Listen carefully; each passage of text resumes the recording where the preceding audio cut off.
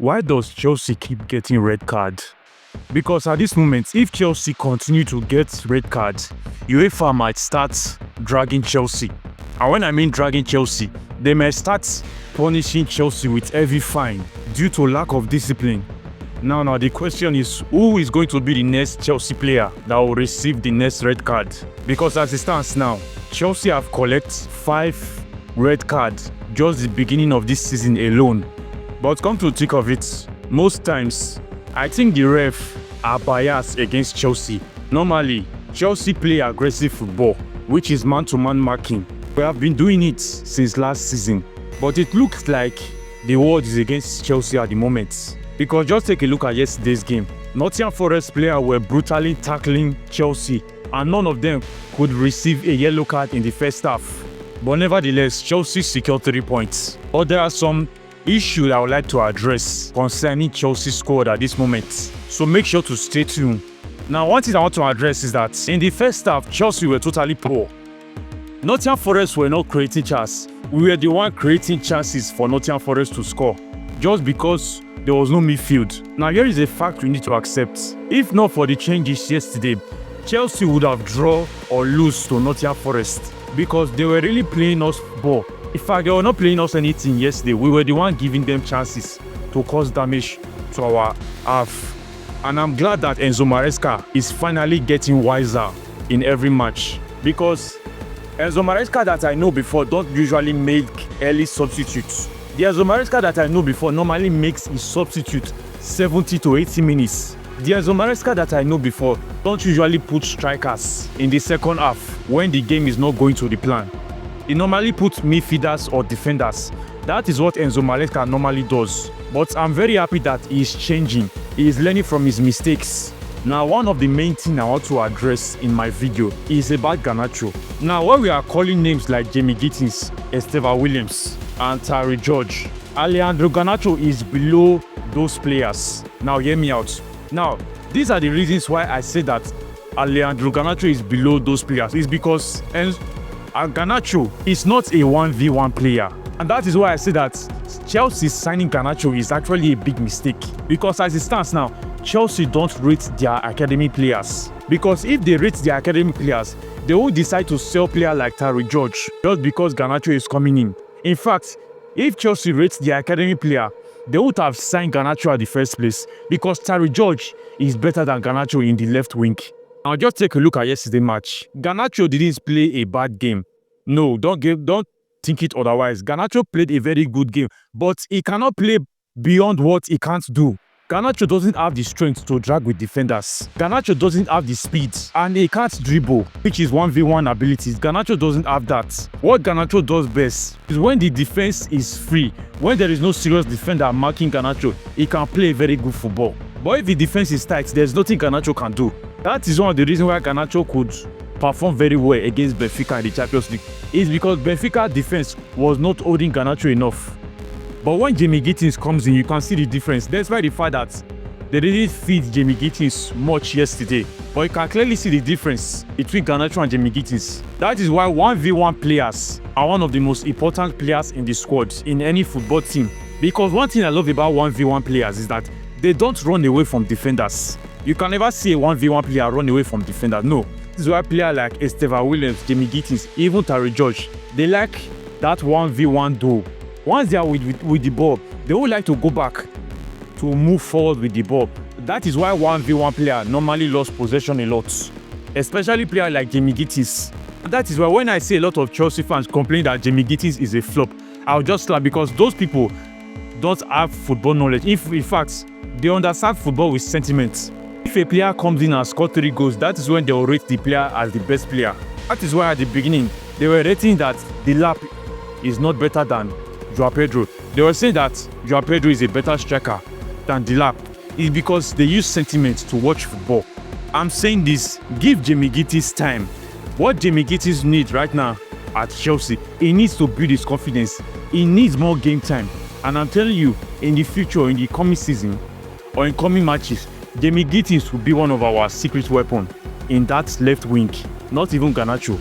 Now, talking about Esteva Williams, truth be told, Pedro Neto is one of the most underrated players at Chelsea. And you know why he's underrated? Because he's not consistent. When I mean he's not consistent, when the game is very tight and tough, there is nothing Pedro Neto can do.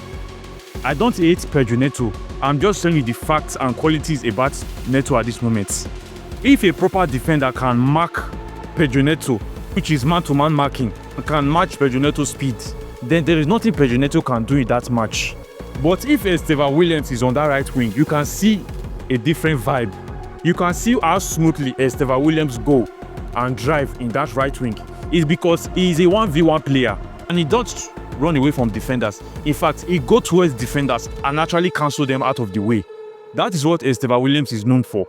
That is why I'll prefer Estevan Williams in that right wing than any other Chelsea player. Now, for your information, since Garnacho is already a Chelsea player and this is just his first season, I'm having doubts that Garnacho might spend 3 seasons at Chelsea. Even if Garnacho will spend 3 seasons at Chelsea, it will be a bench warmer because Quenda is coming next season. And at the moment, Garnacho is not showing any promises. Because take a look at the result yesterday. Garnacho was subbed off the first minute in the second half because there was no result in that left wing. Now, once we sell Terry George, January, which is inevitable at the moment because once January transfer market comes, Chelsea would likely sell Terry George because he doesn't have a future at Chelsea anymore. He doesn't even play. He hardly plays at Chelsea at this moment just because Garnacho has arrived. But I'm having doubts on Garnacho's future at Chelsea because at the moment, 1v1 players are more valuable in squad at this moment. If Quenda comes in and picking quick, then the competition will be high. Estevan Williams is already halfway to the starting 11. Jamie Gittins is becoming a super sub, but I can't quite say the same about Garnacho. So Chelsea fans, what is your thoughts on Jamie Gittins' performance yesterday? And what is your thoughts on Garnacho's performance? Let me know at the comment section.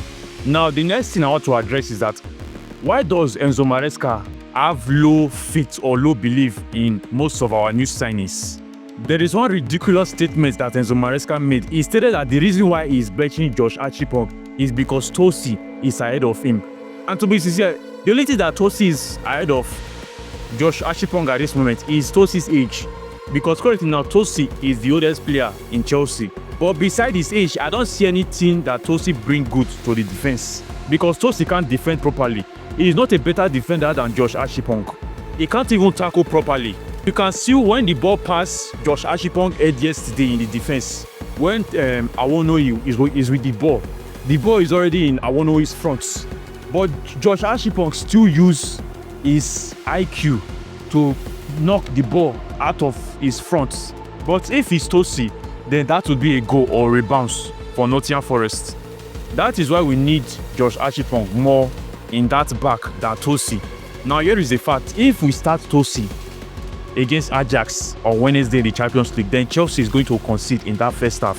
That is just the reality about it. Because at this moment, Chalobah is not in form. Yes, I know that Chalobah is not in form because he is making some errors. In fact, yesterday, Chalobah made a lot of errors against Nottingham Forest, and I was blaming for that.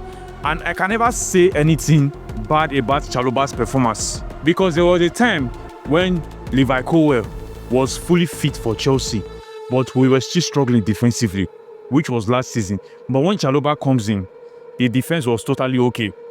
And let me tell you, it's not every time that a player will perform to his best. There was a time where Kopama was not performing 100% last season. In fact, there was a time where Kopama was playing poorly for Chelsea last season. So at this moment, we need good centre-back that will pair with Chalobah.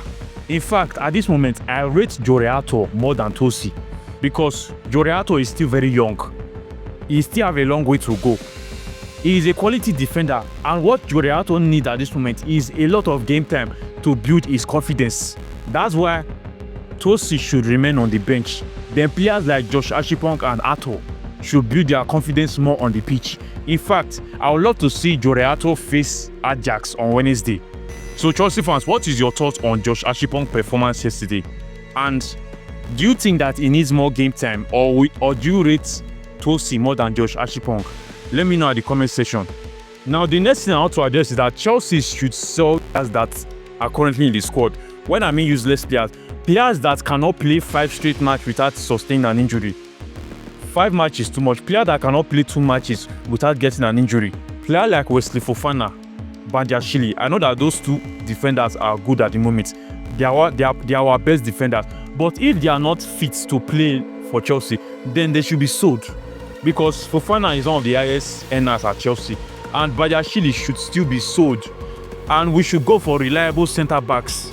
Or perhaps we should not go for any centre backs at all. We should sell the ones that are not reliable. Then we should focus on Josh Ashipong and Joriato. Simple as that. Then the next thing I have to address is that Enzo Maresca is actually frustrating Joao Pedro's efforts. Because Joao Pedro is not productive in that number 9 role. Then why not shift him to the number 10 role? When Joao Pedro was in that number 10 role, you can see how well he played behind Maguire yesterday. But my problem with Joao Pedro is that he likes holding the ball long. He don't pass his ball quickly. Garnacho would have scored yesterday, but Joao Pedro was quite stingy with the ball. His decision making is currently poor. Let's not lie about that. And I'm glad that he won't play against Ajax. Let Maguire play and bully defenders in the Champions League. Now, the last thing I want to address is that Chelsea needs a good replacement for Reece James. Because at this moment, Reece James doesn't have any replacement because Gusto is currently useless in the defense. A Chelsea fan was saying that it was Enzo Maresca's fault that Malo Gusto sustained a red card. It was not Enzo Maresca's fault because Enzo Maresca is not in Malo Gusto's brain. In fact, Gusto is more reliable in the midfield than in defense. But currently now, Gusto is playing like an amateur player. How can he be doing unnecessary tackle? In fact, even if you let that player pass through yesterday, we are already winning 3-0 and the match is almost ending. Then why go with that unnecessary tackle? Even if we concede a goal yesterday, we have already won the match. There is no way Nottingham Forest can equalize under 10 minutes. Then you still go ahead and make a reckless tackle. So I urge Chelsea to go for a reliable centre back that will give Reece James a good competition next season. Because at this moment, I don't know where Malo Gusto really fits in Chelsea's squad. So Chelsea fans, what is your thoughts on Chelsea's current situation? Drop your opinion at the comment section. And if you enjoyed this video so far, make sure to leave a like. And don't forget to subscribe to my YouTube channel for more Chelsea updates. See you guys on my next video.